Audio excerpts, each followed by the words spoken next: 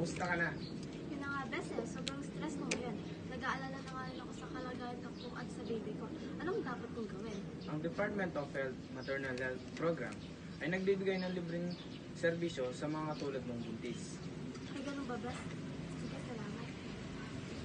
Mental health is an issue of concern in the Philippines, where 1 in 10 women die from preventable causes related to the pregnancy and childbirth.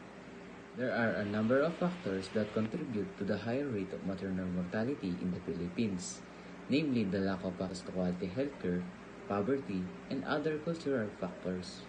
To enhance maternal health in the Philippines, the Department of Health established a number of health programs for pregnant women with the objective of improving the survival health and well-being of mothers and their unborn children.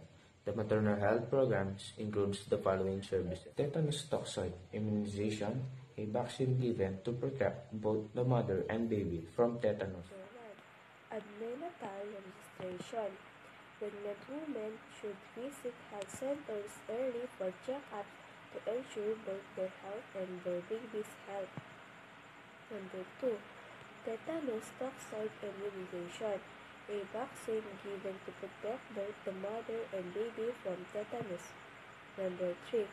Micronutrient supplements. Pregnant women take vitamins and minerals like iron to prevent health problems like anemia. Number 4. Treatment for high-risk women. Pregnant women with complications get special care to keep both them and the baby safe. Number 6. Breastfeeding. Encourage breastfeeding, especially in the first 6 months, to give the baby the best start in life. And last, family planning counseling. Help couples plan when to have children and space them out of better health.